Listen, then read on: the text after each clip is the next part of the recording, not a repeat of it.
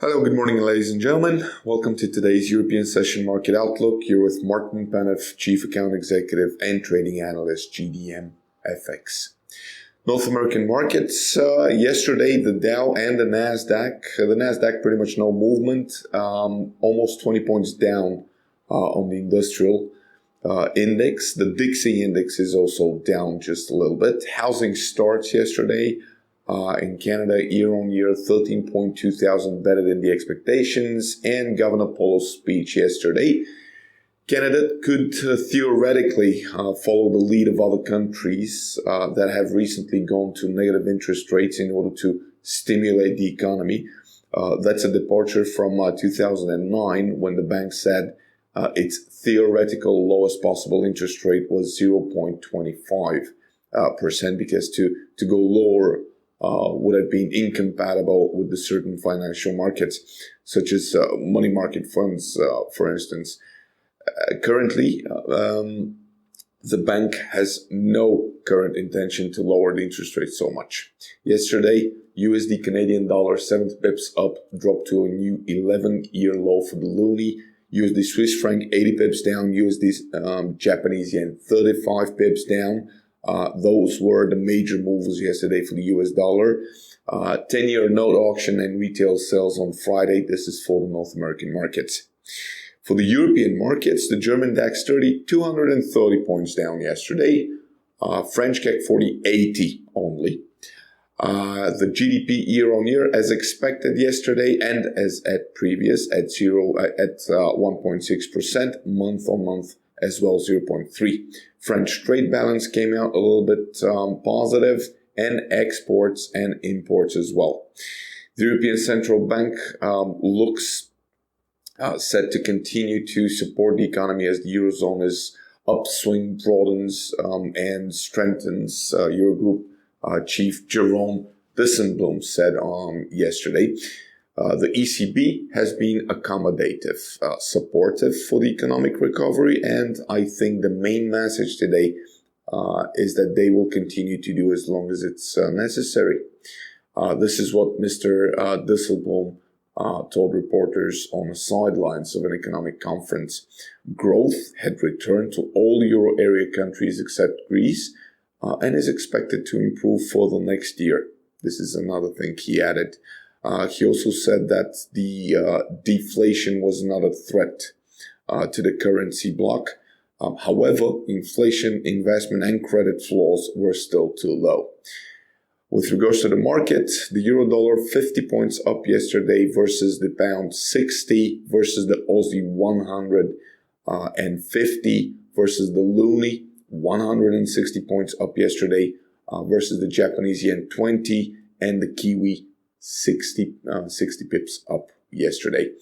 We're looking at Swiss unemployment rate today. No surprises there are expected. German trade balance better than previous and better than the expectations, while the imports and exports are better than previous but worse than the anticipation. German current account is still to come. Thursday, the SNB interest rate decision is expected. Friday, Germany CPI and European targeted LTRO reports are due. Asian Pacific markets, the Nikkei 225, 335 down yesterday, continues to slide further. Money supply M2 plus the CD 0.4% higher than the previous, which is a good tick. Increase in machinery orders as well. Month-on-month increase to 10.7 from previous 7.5%. Forecasted was minus 1.5.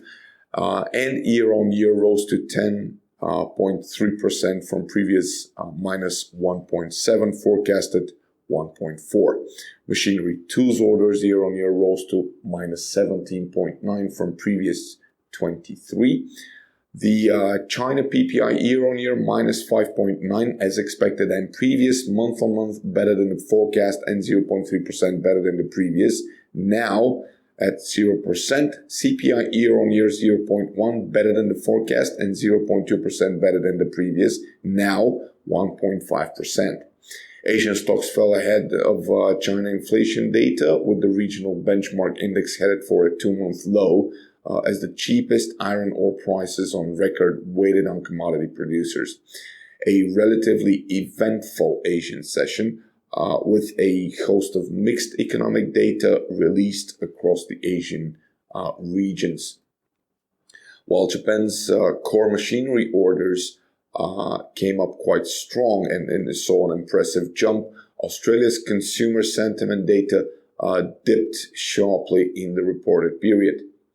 The crucial Chinese CPI data, which rose in November and beat estimates, failed to lift the sentiment, as the NBS noted that the rise in consumer prices is seasonal in nature.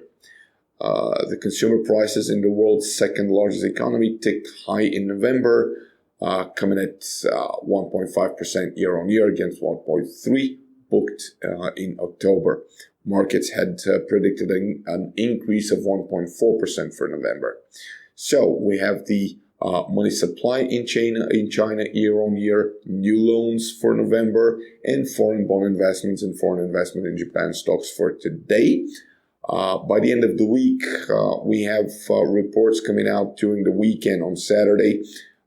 The Chinese retail sales year on year and industrial production year on year. Moving to the Pacific region, for the Aussie Westpac consumer confidence, minus 0.8 down from previous 3.9%. Also, new home loans minus 0.5% better than the expectations, and minus 1 but worse than the previous 2%. Investment lending for homes minus 6% better than the previous. The Aussie has been under pressure over the past few trading sessions, with recent decline mainly attributed to the sliding commodities prices, especially oil. Oil prices fell to the lowest levels since early 2009 yesterday, as markets continue to wait Friday's OPEC decision of refraining from production cut. Adding to further downside, China reported weak trade data. At the moment, the Aussie extends some recovery due to the set of key macro releases from China, CPI and PPI reports, that is. Australia's 3-year property boom is leaving Melbourne awash with empty homes. Growing numbers of local landlords and absent owners have locked up their properties. It's about 5%, 4.8% of the city's total housing stock appear to be unused. Some property price declines on an economic slowdown risk unmasking the vacant supply. Owners would start to sell up or look for rental income to cushion the blow from falling prices. The New Zealand interest rate decision and policy statement, plus the Royal Bank of New Zealand press conference, is due today. On Thursday, we have business PMI for New Zealand and consumer inflation expectations for the Aussie. And we also have the employment data for Australia. Moving to the commodity sector, the S&P 500 index had a range of 30 points yesterday, currently at 2,065. Gold had a range of about $12, trading at 1,077 per troy ounce. Silver also had a range of 25 cents yesterday. The price currently is around $14.20 per troy ounce. The WTI had $2 range at $38.15 currently. Natural gas is trading at $2.05 per British thermal unit, range of 8 cents yesterday. That was pretty much all from me from today. Thank you very much for your attention. I wish you a successful trading day. Cheers. Bye-bye.